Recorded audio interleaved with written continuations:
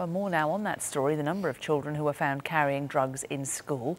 So whose responsibility is it to stop this happening, and how can they do it? Well, joining us now are Shaun Attwood, a former addict who now talks to schools about his experiences, and parenting expert and mother of 5, Erica Brodnock, joins us from central London. Good to talk to you both. Shaun, to you first. Children do drugs, a lot of them, because they think it's cool. Yeah. Grown-ups, like you and I, are not cool. How do we get that message across to them that it isn't cool? They see movies, they see celebrity addicts that glamorise it, but I go in there, I tell my story.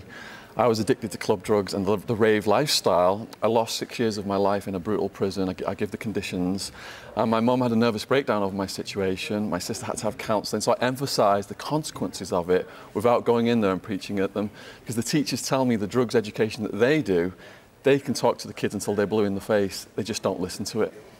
Erica Brodnock, you're a mum of 5. How, as a parent, do you get the message across? I think that what we need to do is build self-esteem and resilience in children as early as we possibly can, and also give them opportunities to have happiness and excitement in their lives so that they don't need to seek it through man-made substances. So my belief is that I spend special time with my children.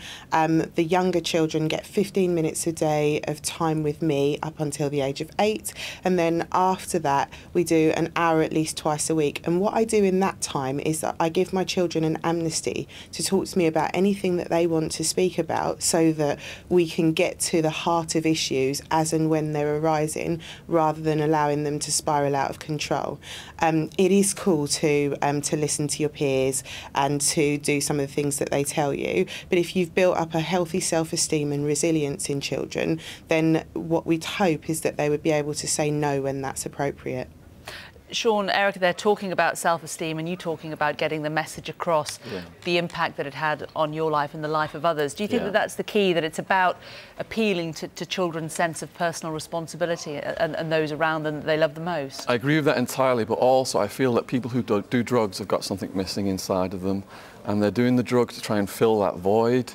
And if you give them something else to do, if they can channel their energy into positive things, it will keep them away from drugs. But I think the government's letting them down.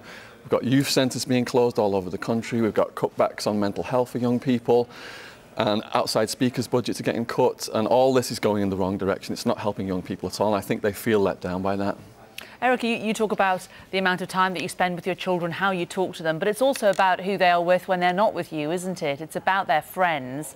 Do you think as parents you have a responsibility to control who these friends are, who they are spending time with? I think control is probably the wrong word there, because actually if you do try to control things, then a child's natural instinct is going to be to rebel. But if we guide our children and we're able to kind of appeal to, as I say, their greater sense of responsibility, then we can actually start to shape the friendships that they have.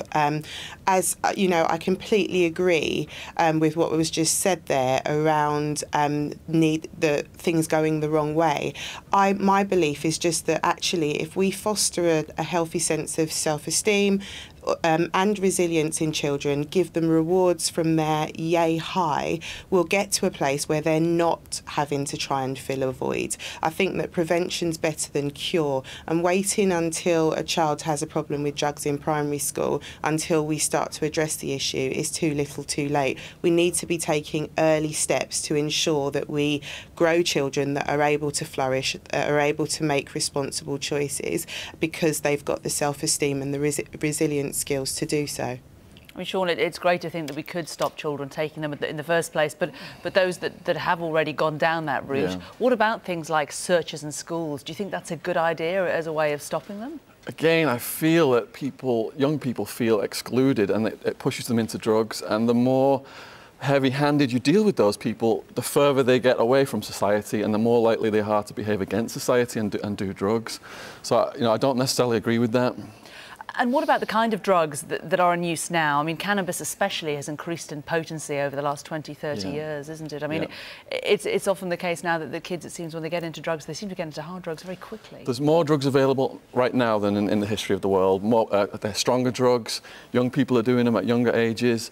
And it's completely out of control. The existing policies have failed. Look at all the young people who've died in the last year from taking fake ecstasy. It's cut with this toxic ingredient, PMA. Just last week in Croydon, a young lad died taking an overdose of ketamine. So the whole policy and attitude towards drugs needs to be reappraised so that these results aren't happening. And Erica, from yourself, I get the sense that maybe by the time the children's taken the drugs, that it's a bit late, really. That you are all about focusing on keeping the child sane and happy and in a place that they don't feel the need to take them at all. It's never too late, and I think that there's always something that we can do to redress problems. I just think that if we put more into prevention, then we'll need to worry less about cure in the long run. I think that what we need to do with children who have already gone down that route is start to address what that gaping hole is that they're trying to fill, and then start to look at how we can offer them alternatives, as has already been said, to fill that hole so that they don't feel that they need to turn to drugs to do it. And I think that education is key, parental responsibility is key, but then also as a society we need to start to be looking to take, as I say, this preventative action so that we don't find ourselves repeatedly in the same situation. Okay, Erica Brodnock and Shaun Attwood, thank you both very much. Thanks very much. Thank you.